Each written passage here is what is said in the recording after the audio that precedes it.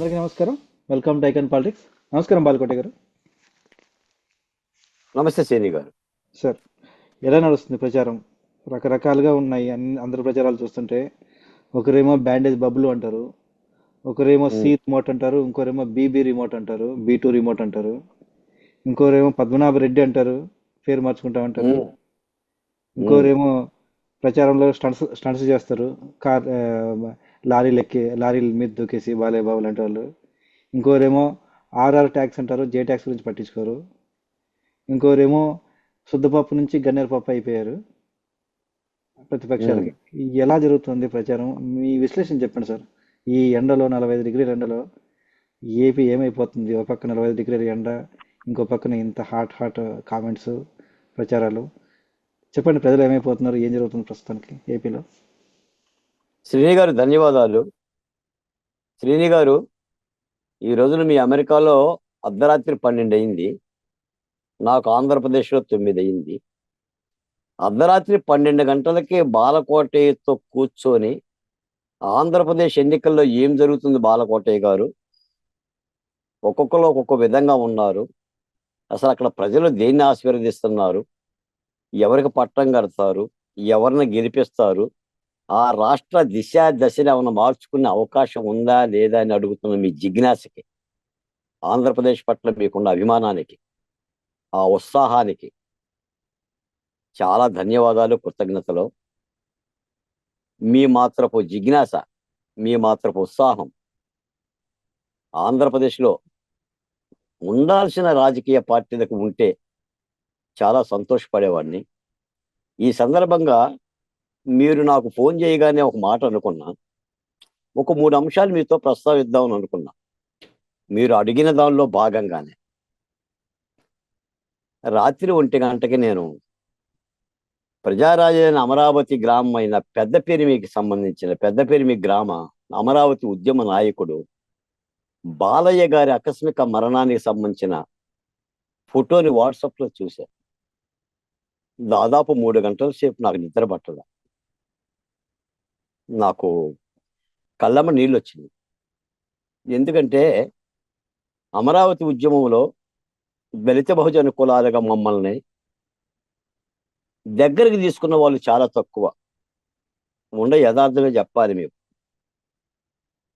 4 మెతుకులు అన్నం తిని పంచభక్ష పరమన్నాలు తిన్నాను సీనియర్ గారు అని చెప్పడం నాకు ఇష్టం లేదు. బహుజన కులాలుగా మేము అమరావతి ఉద్యమంలో చాలా త్రికరణ శుద్ధిగా, ధీరోదాత్తమంగా మా శ్రమ కూర్చి, మా కష్టంతో మా నష్టంతోనే ఉద్యమంలో పాల్గొన్నాం. మమ్మల్ని గుర్తిరిగి బాలయ్య లాంటి వాళ్ళు మమ్మల్ని సేరదీసి మాకు అన్ని విధాలుగా సహాయ సహకారాలు చేసేవాడు. చాలా ప్రేమ ప్రదర్శించేవాడు. తెలుగుదేశం పార్టీ అంటే అమితమైన ప్రేమ. చంద్రబాబు నాయుడు గారిని మరో ముఖ్యమంత్రిగా చూడాలనేది ఆయన కళ. అలాంటి వ్యక్తి ఆకస్మిక మరణానికి గురయ్యాడు. ఈ మాట ఎందుకు చెప్తున్నానంటే, అలాంటి అమరావతి నాయకుడు చనిపోయినా కూడా మాకు ఆ సమాచారం కూడా తెలియదు, చెప్పేవాళ్ళు లేరు. స్నేహితులు చనిపోతున్నా, ఉద్యమంలో సహచరులు చనిపోతున్నా చాలా బాధాకరంగా ఉంది. రెండోది, మన చిత్తూరు దగ్గర జడ్జి రామకృష్ణ, దళిత జడ్జి, రాత్రి ఆయన ఇంటి మీద దాడి చేశారు. అవును సార్. పెద్దిరెడ్డి రామచంద్రారెడ్డి గారి మనుషులు మ్మ్. అర్ధరాత్రి పూట దాడి చేస్తే మ్మ్. ఆయన ఆ వీడియోలు పెట్టాడు నాకు రాత్రి. అవును సార్, మాకు వచ్చాయి. రాత్రి వీడియోలు పెట్టి మాట్లాడాడు. మ్మ్. ఇప్పటికీ ఆయన మీద 4 సార్లు దాడులు జరిగినాయి. కోవిడ్ సిచ్యువేషన్లోనే ఒకసారి అరెస్ట్ చేశారు. 60 రోజులు జైల్లో పెట్టారు. జైల్లో ఏదో చంపే ప్రయత్నం కూడా చేస్తున్నారనే ఆరోపణలు వచ్చినాయి. నేను టీవీ డిబేట్లలో రామకృష్ణ గారికి ప్రాణరక్షణ కల్పించాలని, ఆయనకు ప్రాణహాని ఉందని చెప్పేసి నేను చాలా గట్టిగా బలంగా రాష్ట్ర ప్రభుత్వంతో కొట్లాడినోడిని. నేను ఆయన స్వయంగా వెళ్ళి చూసినవన్నీ నా సహచరుడు. దళిత ఉద్యమంలో పాలు పంచుకుంటూ ఉంటాం. 3, ఒక పెద్ద ఆయన అమరావతి ఉద్యమం మీద ఆహర్నిశలో కష్టించే ఒక పెద్ద ఆయన, ఏంటి సార్ ఎలా ఉన్నారు అని అంటే, కోడి పందాలు జరుగుతున్నాయి బాలకోటయ్య గారు, ఆ కోడి పందాలు జరుగుతుంటే గ్యాలరీలో కూర్చొని ఏ కోడి ఎలా కలబడుతుందో చూసి చప్పట్లు కొడుతున్నా, విజిలేస్తున్నాను. అంతకు మించి నాకేం పాత్ర లేదు. నేను ప్రేక్షక పాత్రమే అని మాట్లాడాను. నిజంగా సీని గారు నేను అనుకున్నది ఏంటంటే, ఈ యొక్క ఎన్నికలు 24 ప్రజాయుద్ధ ఎన్నికలు జగన్మోహన్ రెడ్డి గారి మీద జరుగుతున్న ఈ ప్రజా ధర్మ పోరాట ఎన్నికల్లో అమరావతి ఉద్యమకారులు 28,801 మంది రైతులు, మహిళలు గాని, బహుజనులు గాని, దళితులు గాని, ఎస్సీలు గాని, ఎస్టీలు గాని ఈ యుద్ధంలో ఒక కీలకమైన పాత్రలో ఉంటారని ఆశించాం. అలాగనే దళితోద్యమాలు చేసిన బాధిత కుటుంబాలు, శిరోమండనం వరప్రసాద్ దగ్గర నుంచి డ్రైవర్ సుబ్రహ్మణ్యం వరకు, డాక్టర్ సుధాకర్ వరకు, మాలాంటి బాధిత కుటుంబాలు ఈ 4 ఏళ్లుగా ఏ కులాలైతే రక్తమొడినాయో జగన్మోహన్ రెడ్డి గారి యొక్క కత్తివేటికి, ఆయన గాయపరిస్తే, ఆయన మోసం చేస్తే ఎవరికైతే రక్తం ఓడిందో ఆ రక్తం ఓడిన కుటుంబాలు ఈ యుద్ధంలో కనిపిస్తాయని అనుకున్నాం. మరి ఎందుకనో నాకు తెలియదు కానీ ఆ భాగ్యం ఈ యుద్ధంలో లేదు. నేను ఆ పెద్ద ఆయన అదే అన్నా, నన్ను అడిగిన ప్రేక్షక పాత్ర వహిస్తాను. సార్, మీ పేస్ట్లో ఉప్పు ఉందా అని అన్నా. ఉప్పు ఉండాలి కదా పేస్ట్లో, ఉప్పు లేకపోతే పేస్ట్ ఏముంటుంది? నేను పదే పదే పదే ఎన్నోసార్లు చెప్పాను సార్ మీకు, వైరి బలమును రెట్టింపుగా గుణించి అంతకు మించిన బలమును సమకూర్చుకునిటే యుద్ధ లక్షణం. ఇది మహాభారతంలో కృష్ణ భగవాను చెప్తారు. జగన్మోహన్ రెడ్డి గారి యొక్క తప్పిదాలని రెండింతలుగా గుణించి అంతకు మించిన మన బలాన్ని పెంచుకోవాలి. జగన్మోహన్ రెడ్డి గారు తప్పులు చేశారు, పాపాలు చేశారు, శాపాలు చేశారు, నష్టాలు చేశారు, అప్పులు చేశారు. ఆయన పాపాన్ని ఆయన పోతాడు, ఇంటికి పోతాడంటే పోడు. ఎవడో పోడట, ఏ పాలకుడు పోడు. యుద్ధం చేసే వాళ్ళం ఓడించాలి అవతలని. కాబట్టి ఇక్కడ ఆంధ్రప్రదేశ్లో జరుగుతున్న ఈ యుద్ధం, మొన్న వైసీపీ మేనిఫెస్టో చూసాం, నిన్న కూటమి మేనిఫెస్టో చూసాం. సరే, మేనిఫెస్టో అనేది రాజకీయ పార్టీలకి ఒక ముఖ చిత్రం. ఎన్నికల్లో ఏ మేనిఫెస్టో అయినా ప్రకటించి తీరాలి. అందులో ప్రధానంగా సంక్షేమ పథకాలే ఉంటాయి.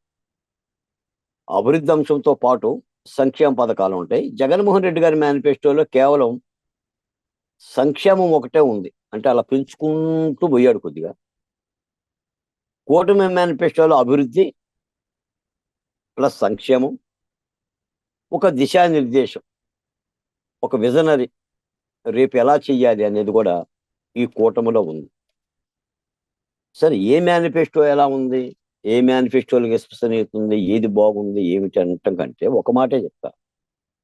2014లో తెలుగుదేశం పార్టీ చేసిన లోపాలని జగన్మోహన్ రెడ్డి గారు ఇవే కరపత్రాలు ఇలా పట్టుకొని బాబు గారి యొక్క మేనిఫెస్టో అని చెప్పి విమర్శించాడు.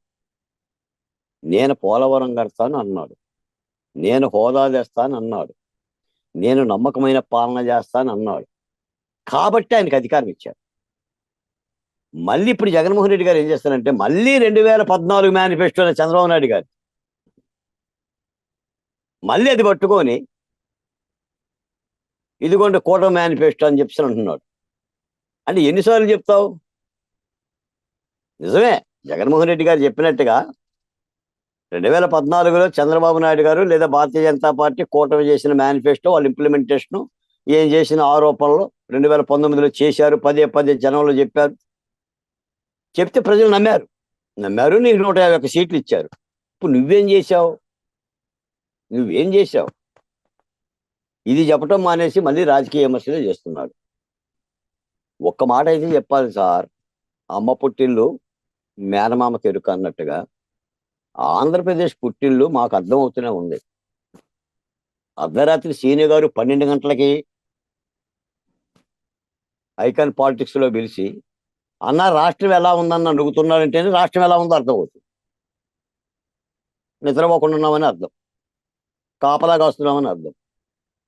కాబట్టి తప్పనిసరిగా కారణాలు ఏదైనా, మేనిఫెస్టోలు ఏదైనా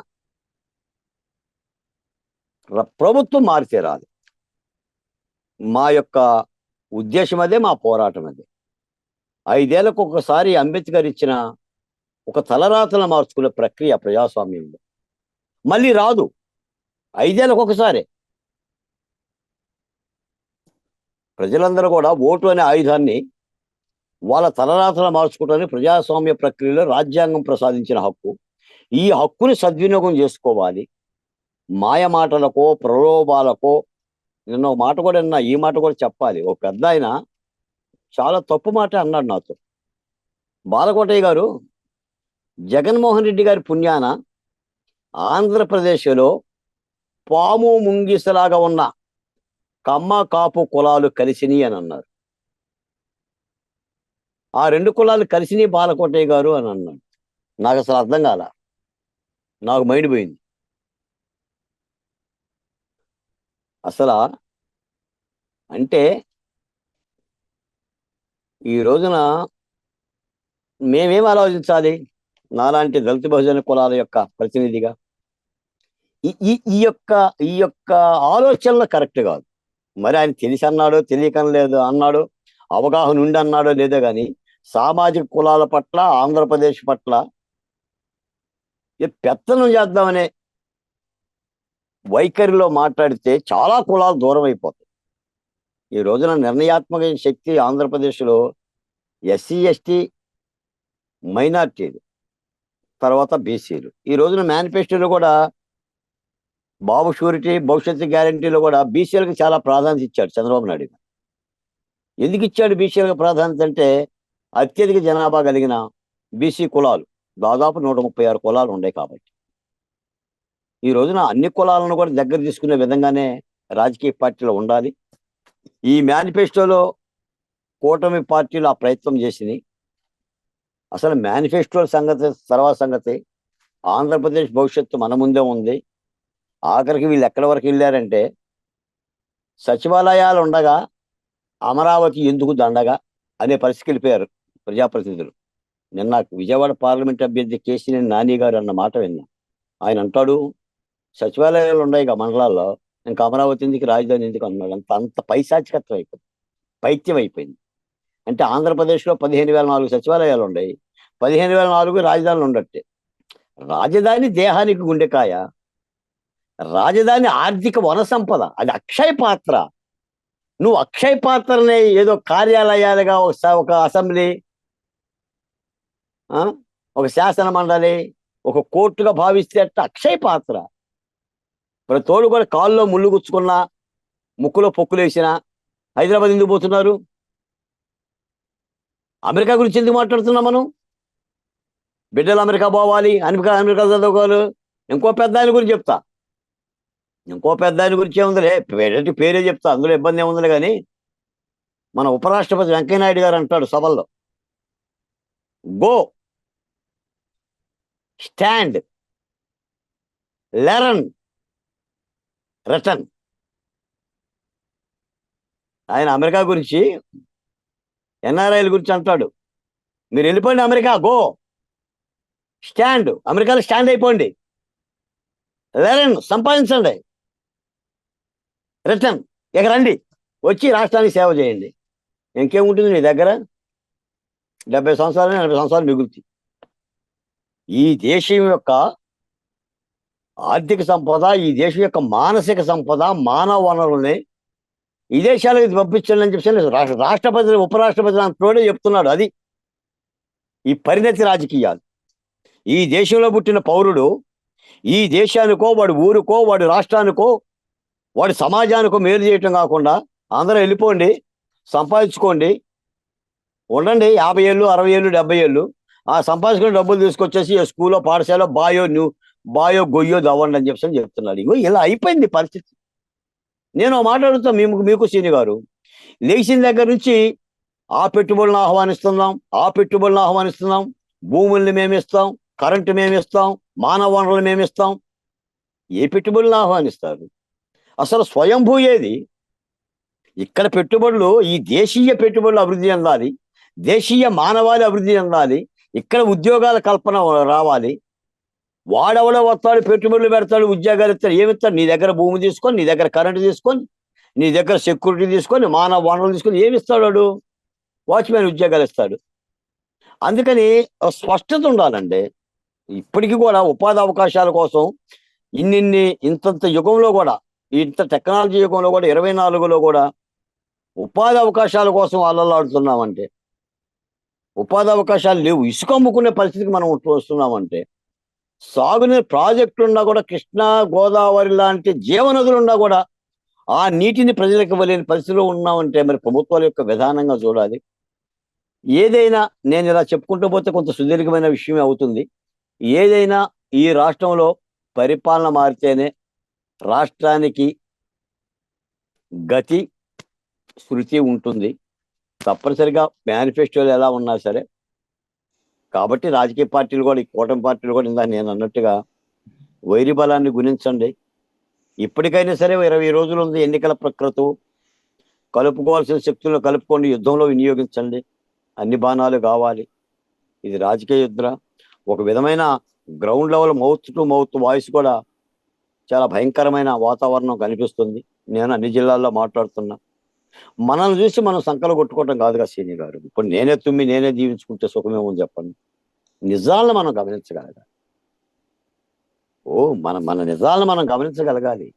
అద్దం ముందు నిలబడాలి. అద్దం ముందు నిలబడితే నీ ముఖం ఎలా ఉందో నీకు అర్థమవుతుంది. మనం సృష్టించుకునే విధం కాకుండా ఖచ్చితమైన ధర్మయుద్ధం ఆంధ్రప్రదేశ్లో జరిగితే తప్పనిసరిగా ధర్మమే గెలుస్తుంది. ధన్యవాదాలు బాలకోటి గారు. చూద్దాం మరి ఈ యుద్ధంలోన బాగా వేడిగా హార్డ్గా నడుస్తుంది. ఈ యుద్ధంలో ప్రజలు గెలవాలని చెప్పి సాధిద్దామని. ధన్యవాదాలు సార్. ధన్యవాదాలు సార్.